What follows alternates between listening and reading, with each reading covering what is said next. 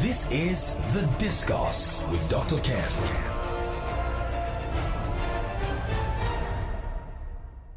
Hello out there. It should be another brilliant episode of The Discourse with Dr. Ken. I said it should be because the topic we have chosen today is a brilliant topic, and it was chosen out of research and data, if I can say that, because most of what we do is backed by what you want. So today's topic I would introduce when I come back after the mail. Welcome to The Discourse with Dr. Ken. This is The Discourse with Dr. Ken. Great. So today's topic for the Discourse with Dr. Ken is the Nigerian technocrat and the burden of public office. I take that again. The Nigerian technocrat and the burden of public office. We are going to x-ray the technocrat. We are going to define who really is a technocrat. What does it mean to be a technocrat? And then what burden do they carry when we trust them into public office? So my guest today for the program is Nelson Ahaneku, FCA. So Nelson Ahaneku. My friends tell me when I put this name forward, I got a couple of calls and messages, and they said, no, that you are not just a consummate technocrat, but you are Sir Nelson. What is this about? I'm a Knight of St. Christopher. Good afternoon. Mm-hmm. Good afternoon, everybody. I'm happy to be here. Okay. And thank you again for inviting me to this masterclass, weekly masterclass of that has so much impact on governance, business, and society. Great. Thank you. Fantastic. So, listeners, you can reach us on WhatsApp number 090921722973. I take that again, 090921722973. Then Twitter at ClassicFM973. As customary, I will take Sir Nelson's very short summarized profile. Nelson Ahaneku, FCA, is a consummate technocrat and a top finance professional with over 25 years of professional experience. He's an ex-Shell Nigeria senior management staff with international working experience spanning Netherlands, USA, Malaysia, Russia, and the United Kingdom. Nelson Ahaneku is an expert in joint venture accounting, business planning, risk and assurance management, governance, and business control reviews. He is a fellow of ICANN with degree from the prestigious University of Lagos and have benefited from management development courses at Harvard Business School, United States of America. Sir Nelson Ahaneku is chairman of Marvel Capital Limited, a private equity joint ventures and business advisory. He is a lover of growth and development. You're welcome again, Sir Nelson Ahaneku. Yeah. So you say you're a Knight of St. Christopher. St. Christopher, isn't it? Fantastic. Yeah. What does it? I mean, what does it feel? How do you feel being a knight? What does it bring? Extra burden or extra responsibility? Well, to be a knight is a short form of it is defender of the faith. Okay. The faith. The Knight of St. Christopher is an order in the Anglican Communion. Okay. Yes, and it's supposed to be a body that upholds the ideas, the doctrines of the principles guiding the Anglican Church. Okay, fantastic. So, listeners, you can join us. We'll make this as interactive as possible because I'm sure you want to know really and truly what does it really mean to be a technocrat in Nigeria. The WhatsApp number again is 090921722973. Sir Nelson Ahaneku, as an experienced technocrat yourself, how would you define the term technocrat? Because, I mean, I hear technocrat. I mean, to a 9-year-old, to a 25-year-old, 50-year-old, educated, semi-educated, how would you define the word technocrat? Yes, we're not going to go into the what you might call academic or dictionary meaning, but again, there are so many aspects of it. But what is constant about it is something about an expert who is not politically affiliated. Okay. Yeah, and has been called upon by government or governmental authority to come and help in a particular area, giving that him or her an authority in that area. Okay, we'll talk about him being called upon or not, but just the definition. I'm interested in that definition, for the benefit of our listeners. What does it mean to be a technocrat? What qualities do you believe are essential for someone to be considered a true technocrat in the global and, if you like, in the Nigerian context? Yeah, typically one of the academic definitions by McDonnell and Fabrizi is the technocrat is supposedly a political figure who joins apolitical. Okay. Who joins government on the basis of technical expertise. Okay. So technocrats are typically professionals such as engineers, scientists, economists, who are tasked with making informed decisions based on their specialized knowledge and skills, often in efforts to solve complex problems within their field of expertise. Yeah. So do I take it that for the fact that you are a mere engineer, an economist, a pharmacist, you automatically qualify to be a technocrat, or you're automatically a technocrat? Is that what you're saying? Well, if you are called upon on a part, again, the word technocrat has been liberally used, but it's been used in the context of government appointment. Okay. Most especially like ministers, commissioners, like in Nigerian case, they have ministers, commissioners, head of governmental organizations, and the like. Instead of, as compared to, typically when people win power, they will invite their friends, politicians, who they give appointments. Okay. Typically, where somebody is picked upon that is not affiliated to that government that political party by any way. Okay. Supposedly, because of his special skill in a particular area of need,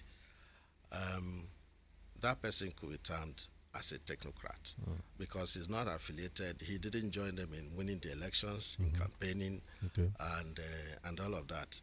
They need, as they began to govern, they will see gaps and see that indeed some specific skills may be needed. Exactly.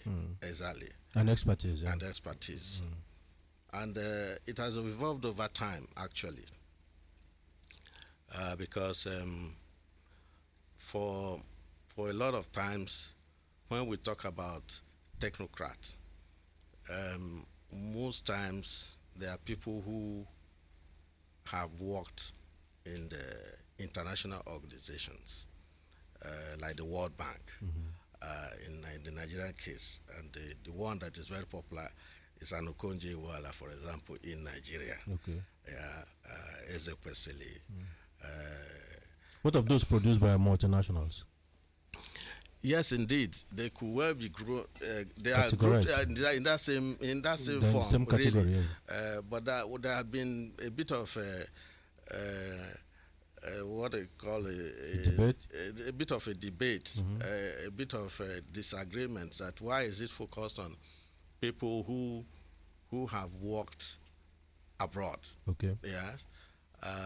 Because there are also local expertise in those same fields. And even among the politicians themselves, there was indeed No, we'll come to that. Yeah. I know, before we get to specific examples, yes. Because this buzzword, I really like to dissect it for the benefit of listeners. Yes. By the way, listeners, you can reach us on 090921722973. So, I keep going back. Do you believe the term technocrat has become a buzzword in Nigeria, often misused in most cases to elevate individuals in public discourse? For everything, there's a bit of a history. And what has happened, again, given where we have come from, and again, the technocrats bringing specialists into government, it's not been new, even in Nigeria. If you go back in time, during the military regime, When the military people are not appointing their fellow military men and women into government, so ministerial positions, the few civilians they put in those governments are typically experts in their field. Take, let's say, the time of Babangida, we had Olukoye Ransom Kuti, who was Minister of Health. You know, of course, he was a professor of medicine. Yeah. You had Chuo Kongu, who was a Minister of Finance. He was a Harvard-trained economist. Yeah. You had Kalu Edika Kalu, who was a Minister of Planning, I think, at some point. He was also, I think, a Harvard-trained economist who also worked in the World Bank. Yeah. We also had people like Bolaji Akiyemi, who was Minister of Foreign Affairs, and that one had taught in. He had taught that subject had been NIA. What do you call it? Nigerian Institute of International Affairs. Yes, Nigerian Institute of International Affairs, DG. He taught the subject actually even in foreign universities. And he was also brought in as a Minister of Foreign Affairs at the time. So it's not a new thing. A lot of time it's been too focused around the finance area and the between the World Bank conversations, and they say somebody is a technocrat for that reason, listen to him, and the reforms they come with having a subject of debate. We'll get to those forms because now that we've laid the foundations, I need to ask, so and this is the area most listeners, because when I shared this topic during the week, a lot of listeners go back to me, and I know that the area that really pricked their attention is the area. In fact, I should ask you, why do we often see a stark difference in performance between technocrats in the private sector and when they transition into public office? Is it a matter of individual failings or systematic constraints? That's a very interesting question, and that is one area that continues to be a big issue in Nigeria and elsewhere as well. My experience, working for a multinational, I just give myself an example because I have also had a bit of interface both sides. In my office, in Shell, I can walk in anywhere and then connect anywhere. Just plug in. I just plug in. Yes. And if I don't tell you, they say I'm in the UK, I will be sending notes, doing everything, attending meetings, even here in Nigeria. Unless I told you, oh, I'm in the UK, you won't know. Then go to the government offices. The key thing, the major thing, and as you are doing, the next person to you is at that same height of performance. You don't have to. If targets are set, there are clear targets. There are clear frameworks around work. There are clear deliverables, and in terms of also compliance, what do you have to comply to? For government offices, or rather government positions, government work. The government public space. Public space. Targets are a bit woolly, and the tools of work are a bit of challenge. I want to give you an example, but I won't call the organization. But this is a big organization that should ordinarily be a cash cow in Nigeria. You send them information, and then somebody is replying you with a Yahoo account, and that's a very sensitive, super confidential information. And the things evolve over time. But what you find, you get to the government offices, there are no computers talking to themselves.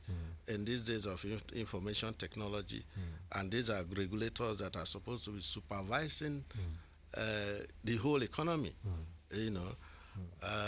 So that's one thing. One thing. The what you may call the professional from the private sector or the expert has to contend with. So this kind of factors and environment impact on their performance. On their performance, and that's also why a lot of time people are not ready to go to the public sector. Maybe something around remuneration. I can come back to that as we go along, because there was a debate around the remuneration of Okonjo-Iweala at the time he was hired, and she insisted she was not going to go down from what she was earning at the World Bank. Yes. And there had to be a workaround by setting up a special some arrangement where it was an NGO that had to pay her salary at the time, because the government, she was not going to take bribe anyway. She was not going to engage in any other entitlement scheme. She was going to depend on her salary. Why would she behave the way the people that have invited her behave?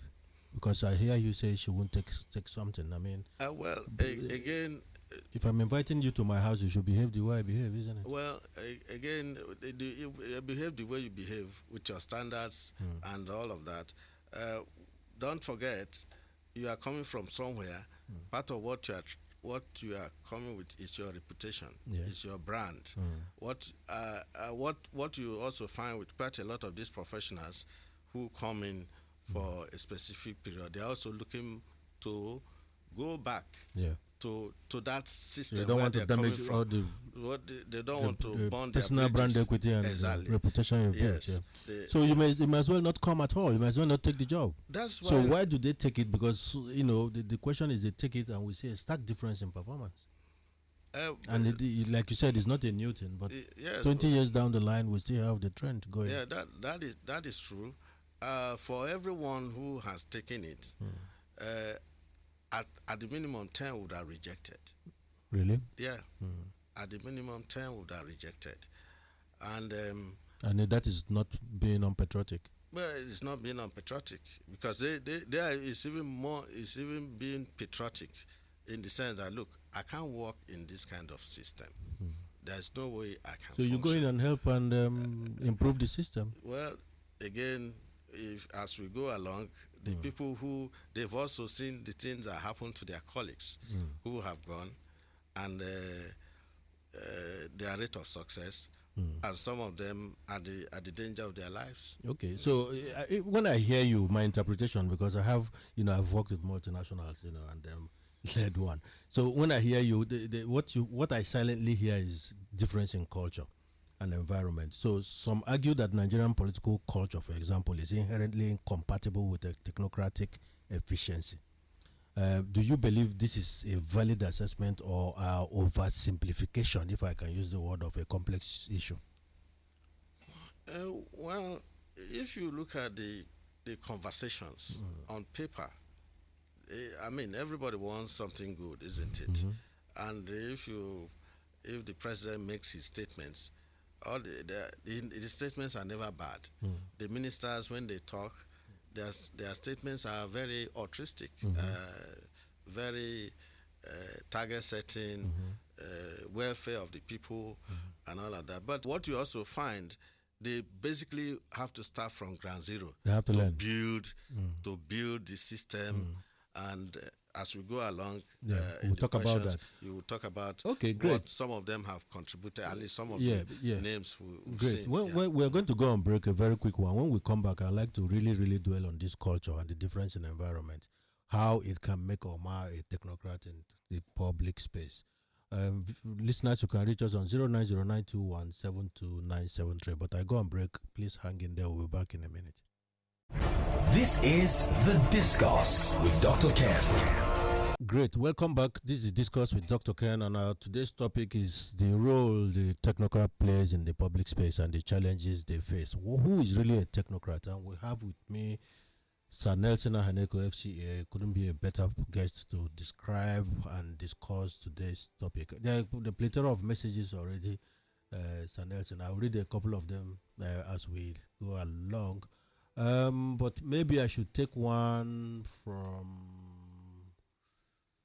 Madame Adeleye. She's saying, "Good afternoon, Dr. Ken, the guest, Sir Nelson. Can we say knighthood is a cult that defend churches, denomination, have blah blah blah?" Remember, this is not the topic for today. I just asked him that question, by the way. But on a lighter mode, I will come back to that. There is still another topic that is saying, this is okay from VGC, saying very fitting title and what a topic to discuss. Good afternoon, our guest, Sir Nelson. Listening to enrich my knowledge base from your worldwide experience. That's okay from VGC. Sir Nelson, now, how much of the struggle faced by technocrats in public office can be attributed to corruption? Because I've been avoiding naming it as it is, corruption. And how much to bureaucratic inertia, if I can call it? Which is the greater obstacle, this bureaucratic inertia or corruption? One feeds the other, because if you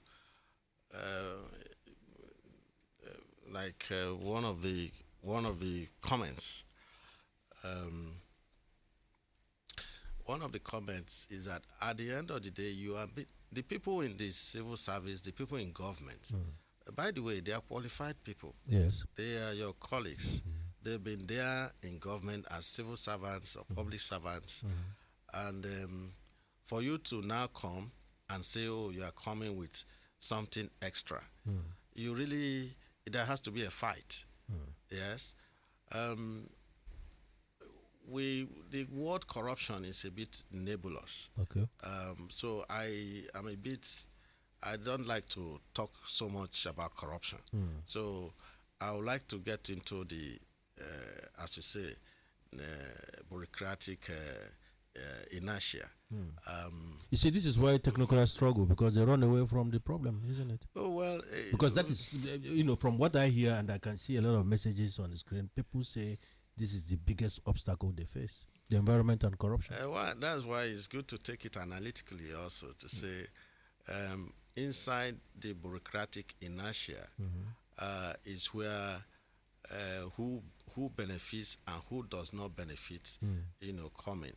And that is where that's also something to recognize, because the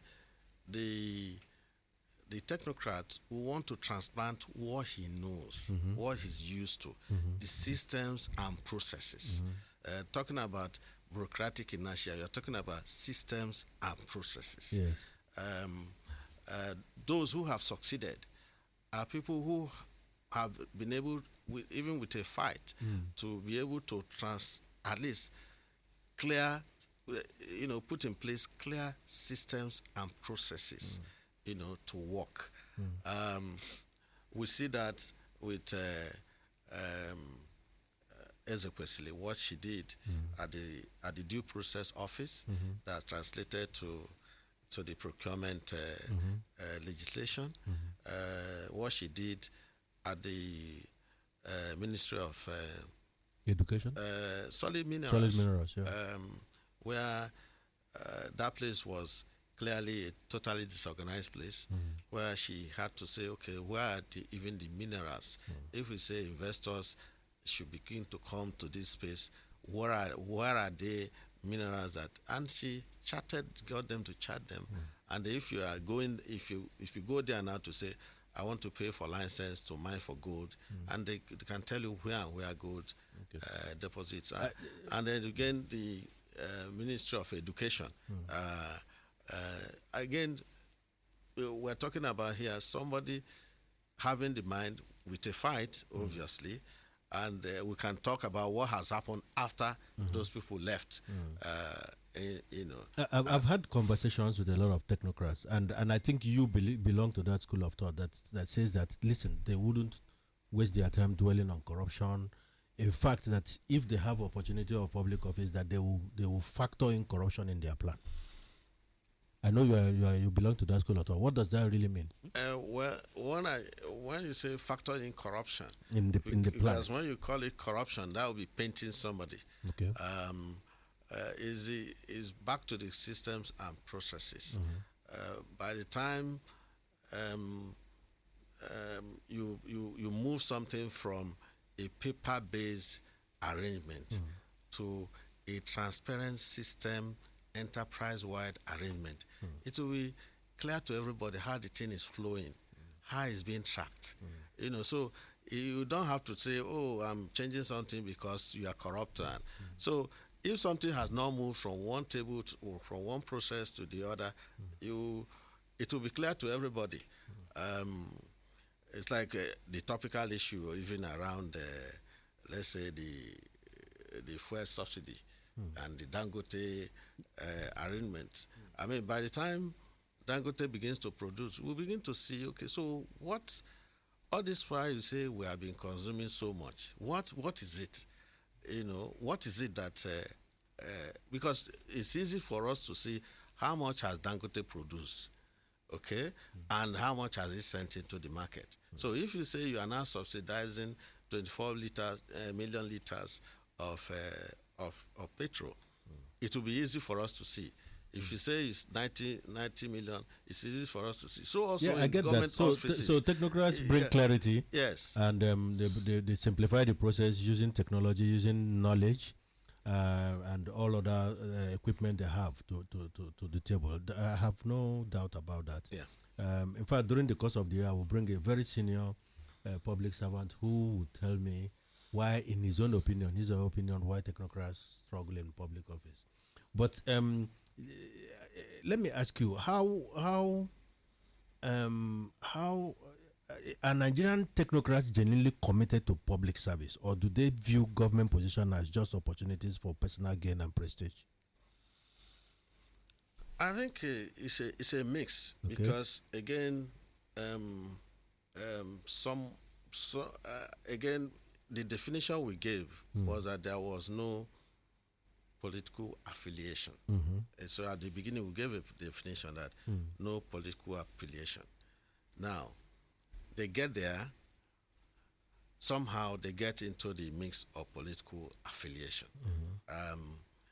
Like the examples, the names we have given, the El Rufai had no political affiliation at the time he got into government, starting with, he was economic advisor to Abdul Salami before he became BP DG under Obasanjo, and then went to FCT. All of that, he never had a PDP card. Somewhere along the line, he sort of transformed to a full-time politician. That indeed he was looking at being president of Nigeria. So other people have also seen that, oh, what a platform. Maybe with this, I could also be something. Can be a springboard. Yeah, it can be a springboard. And I mean, Soludo, for example, was not a politician before. What was he? Well, he was an academic. Not technocrat. Well, I mean, he's among the technocrats we are talking about here. Sorry if I didn't define him properly. Okay. I mean, he was a professor of economics, was already working in the international organizations, and they brought him back to be chief economic advisor, which he did very well, set up the NIS framework, set up properly the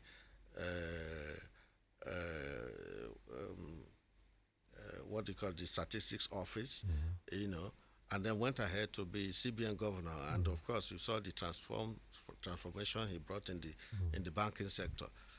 Today, he's governor of Anambra State, yes, which he tried many times. A man must learn somewhere. Exactly. I mean, you have to learn somewhere. You take all those experiences. By the way, being governor is a CEO, isn't it? I see a governor as a CEO. So if you don't have the prerequisites of being a CEO of a multinational, I don't know why you think you have any business seeking to be a governor. But that is a conversation for another day. Exactly, because we did a definition. Yes. So it's good. It's good for us to tie ourselves to that definition and to say how they have progressed, and that's why some of the contestation, even with government people, is to say, look, they also have an agenda where they want to take power through the back door. That's also part of... There's mutual suspicion. Exactly. So let me ask you as a technocrat, how do you understand Nigerian factor? What does it mean to you? When people say Nigerian factor, I hear that Nigerian factor, Nigeria. What does that mean to you as a technocrat? Nigerian factor, let me... for me, the way you've asked me a pointed question, and I'll give you a pointed answer before I go a bit of a global side of things. The Nigerian factor will be, we have to bend something somehow. Is that what it means? Yes. Okay. That's what it means to me. Okay. I have to know you to favor you. Or essentially not being very objective. Yeah, regardless the situation, you have to look at faces before you respond to anything, and of course that brings inefficiency, ineffectiveness, and a lack of proper delivery of objectives. You know, and again, wherever human beings, I don't like to beat Nigeria too hard because I've also traveled around, I've walked around, and the challenges Nigeria face, I mean, wherever you have human organizations, those challenges will be there. But what the other people have done is that they've had a structure that helps to sort of manage these challenges. You know, and that's also why a lot of time when if you look at a couple of these. If I start with the Obasanjo era, the Konje Wallace of this world, the Erufai, the Ezekwesili, Ernest Ndukwe of NCC, even Dakoru, who was Minister of Petroleum, Minister of State for Petroleum, he came from David West. You know, I won't mention Tam David West in this context anyway. Soludo or any, what you find is that they didn't come in, you know, plug and play like we said earlier. You see, each of them came building something, starting almost from ground zero, from scratch. Okay. You know, like an Ngozi Okonjo-Iweala, you know, had to set up the debt management office. Yeah. As much as we were talking about debt overhang at that time, it was okay. So how much do we owe? How much do we owe? What is the record around that debt? Let's put it in context. Let's, you know, so you have to put a proper organization. And today, we now have a proper debt management office. Before you take a loan, there will be a record of it, even for the states, even for the subnationals, there will be a record of it, especially for even foreign loans. There will be clear record of it, what is being applied to, and who is owing, who is being owed. You know, those records are there, and those records were all disjointed, you know, before then. Right. Yes. Okay. So since we were talking Nigerian technocrats and how they fare in the public space, you know, let me still ask this question. In your own estimation, because you've traveled far and wide, both locally and internationally, is there a fundamental disconnect between the skills required really for success in the private sector and those needed in public office? Or are we setting unrealistic expectations? I think yes, because yes, I start with the answer yes, in the sense that in the public sector, and that's what I also tell my colleagues and what I've seen with the interface, it's a clear new going to new school really, transiting from the private sector or from where systems and processes work to the public sector. Is a new learning altogether. So is that the reason? Sorry, I'm cutting you. Yeah. Is that the reason why people argue that technocrats often lack the political savvy necessary to navigate Nigeria's complex governance landscape? Well, maybe part of it. I would say part of it. Okay. Part of it in the sense that a lot of time the technocrats would have come from a very high level, highly recommended, and if you come highly recommended, you come kicking the doors. Okay. Yeah. Like an Okonjo-Iweala had to be begged to come to Nigeria, of course, and guarantees had to be given by the World Bank at the time. most of them like that. So if you claim I had hunted, there is a lot of power you come with, and having to respect the rules around. And indeed, what you just said is also part of the resistance. People come and say, "Well, who do you think you are?" You know, and if you are coming from a place where everything is agreed, objectives are agreed, targets are agreed, everybody works towards the target, you know, and then coming to where for everything there are layers of interest, and those layers of interest have to be aligned with, you know, for you to achieve anything. And in the wider Nigeria, as we know, it's a consensus. We have north and south. Even within the states, you have geopolitical zones, the senatorial zones, you have the tribes, you have the cultures. You know, people have to be represented. People have to be seen that their interests are being factored into these global, wider objectives you are looking at, and to see how are the delivery of the outcomes going to affect me. And if you are coming to upset the status quo, which have been benefiting all this while, how are you going to take care of me, you know, going forward? Or are you saying I should just fold my arms and be wiped away, you know? So those are part of the challenges. Okay. Yeah. So talking about because I'm throwing at you what critics, you know, because I did a lot of my research before I came, and I pulled a lot from the public space. You know, those are not my opinion. You know, so but some, you know, critics argue that technocrats in public office prioritize Western solutions over indigenous approaches. Is this a fair criticism? If so, how can we address this, especially in today's situation in Nigeria, when we look at our economy and how it's been managed so far? Well, again, I like to. Why did you, if you hire somebody because you want global solution, yeah? So why don't you go ahead with that global solution? You are saying where I am is not good enough. I want to be like America. But I've heard people saying think global and act local. Oh yes, but that's why it's not as if they come in a group.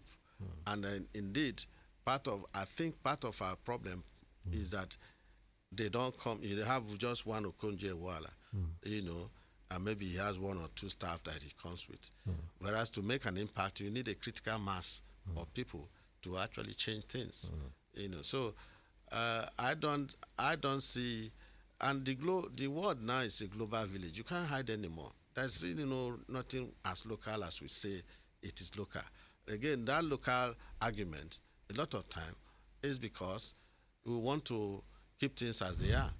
You know, the man that is talking, give local argument, is using an iPhone. He's using the latest iPhone, as a matter of fact, you know, or the latest Samsung.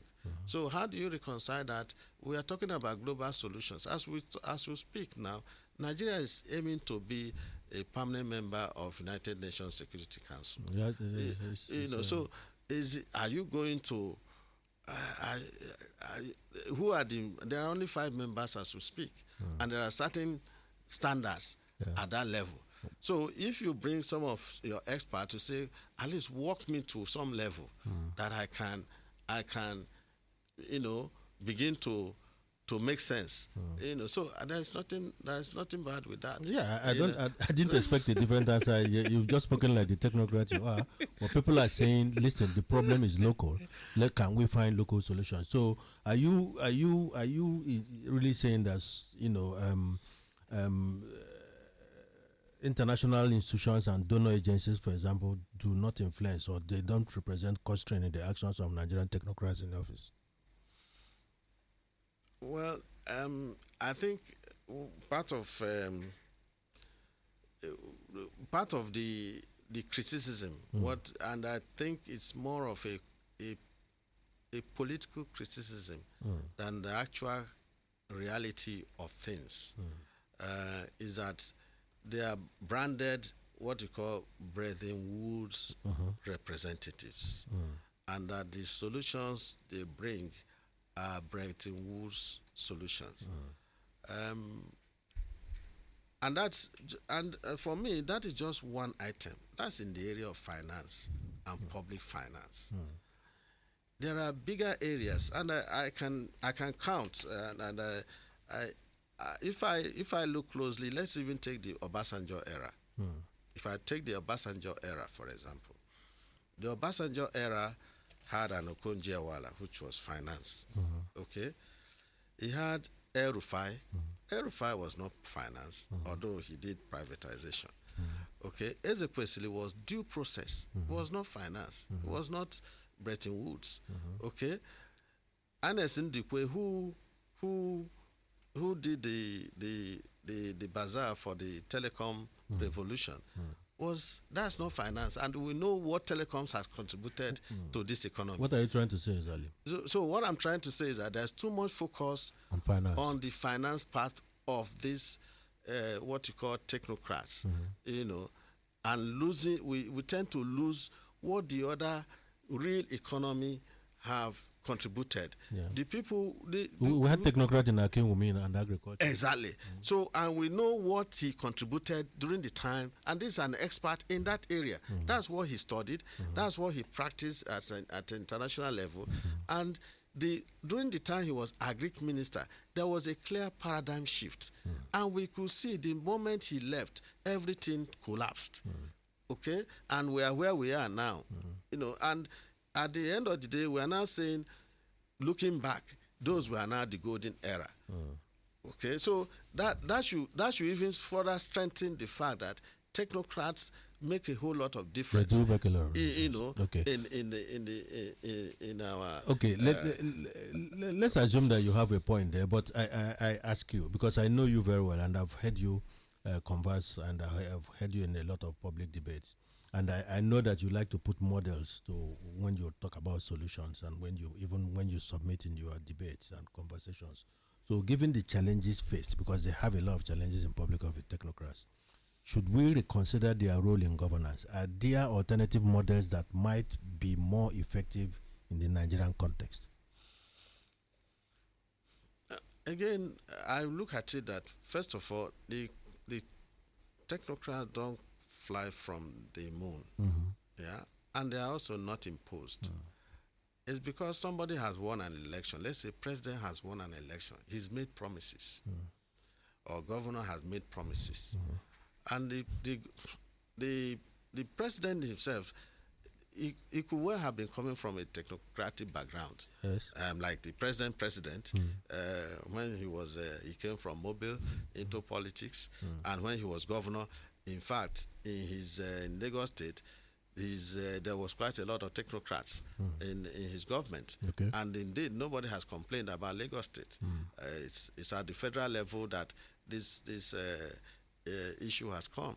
And people all agree that Lagos has about, when it comes to above average processes, they have above average processes better than most other states, yes. And even some. Is that why it's called Center of Excellence? Maybe, but again, it's not as if they are at the top. But relative to other Nigerian states, and they have been hiring technocrats in their government over time. So that's responsible for the success of Lagos State. Well, you reckon? We could well make that argument. Okay. We could well make that argument. Yes. Fantastic. So we'll go on break again. There are a lot of messages here. I'll take one or two when we'll come back from break. Our WhatsApp number is 09092172973. We'll go on break. Please stay tuned. This is The Discourse with Dr. Ken. Welcome back. This Discourse with Dr. Ken. We are discussing the Nigerian technocrat and the burden and the challenges they face when they go into public office. Sir Nelson Ahaneku is my guest today. And he's done a wonderful job so far, going by the comments and questions I've seen on the screen. I'll take a couple of them, but just because I have 10 minutes, let me squeeze in one or two other questions, and at the end, I take one or two of your questions. So, Nelson Ahaneku, what does data mean to a technocrat? How important is data to a technocrat? to a technocrat, data is life. Okay. That is the basis of everything. But sorry, before I go on that question, I want to bed in a little bit on the earlier question. Which of them? Because it's very important around, how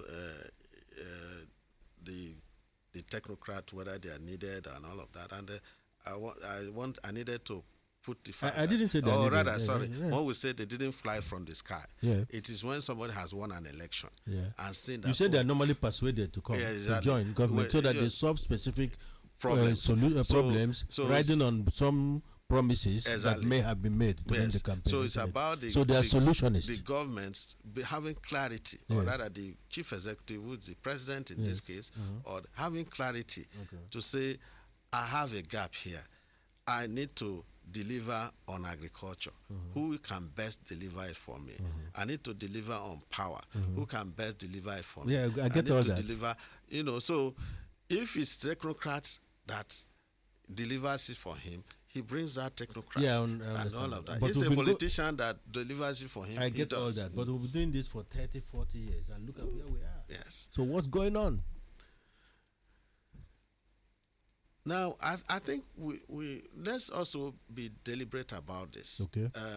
Whether it's technocrats, because a lot of so the problem is the system. No, well, let's look at it. Or is it the environment? No, let's look at it. Culture. Our own. It's not as if it's peculiar to us. Okay. China, Japan, India. In fact, India is now the latest, as we see. They've all developed. So sometimes some of these things are interchangeable between technocrat and diaspora people. Okay. Diaspora people who bring in solutions to government. Okay. The CB, or rather the Bank of India, who just some of the transformation that the Bank of India, did. It was one of their citizens that came from America. He finished and then went back. So a lot of time it's this Are you saying that our solutions lie in the diaspora? This technocrat and people from diaspora are mixed, sort of used interchangeably. Okay. That's what's also. So some people think that once you are coming from abroad, you are a technocrat. A lot of times the people clarified that at the beginning of this program. You said we have local technocrats, and I accepted that. Yeah, that is true. But again, I need to bring the foreign element of it in terms of the development. Some of these nations I'm talking about, they deliberately created an environment and systems and processes where those people are needed and they are applied. I've been expecting that because that was I've been expecting that because it is the environment. So we need, if we can, because also we need to deliberate create an environment that allows technocrats to thrive in public office, and not just technocrats, anybody for that matter. Exactly. We need that environment to thrive. Exactly. So I go back to data. Yes. Being a top consummate technocrat, what does data mean to a technocrat? How important is data to a technocrat? Well, again, that's why I started to say, or rather answered earlier, that data is everything for anybody, actually. Why? Anybody who wants to plan, who wants to have clarity around what are the kind of outcomes I'm expecting, what are the inputs that I have, what are the processes that I have, what are the outputs I'm expecting. And then, like we said, a technocrat typically looks at targets, outcomes. He now looks at, okay, so what are the resources in my available? People, materials, whatever. So if you call it data, is it number of people? How many people am I feeding? How many people is this policy going to impact upon? How many, again, when it comes to data, so data is everything. For me, data is life. It's everything. What of automation and technology? I think we've talked about it a little bit. Okay. But again, that's where, when you say corruption, I talked about it, that when you say factor in, because I've heard you speak to this that before. systems, when you introduce technology and automation, that systems and processes. If you now want to use the technology to it, is that what you meant when you said to me off air that you factor in? Yeah. Well, I don't want to say factor corruption. Okay. I don't want to call it corruption. Okay. I want to say just put systems and processes in place. Okay. And then whether it's corruption, whether it's bureaucratic inertia, there will be clear transparency. Okay, all the anomalies associated with underdevelopment will disappear, isn't it? So performance, what does performance mean to a technocrat? I'm pushing you now because I have 5 minutes. Well,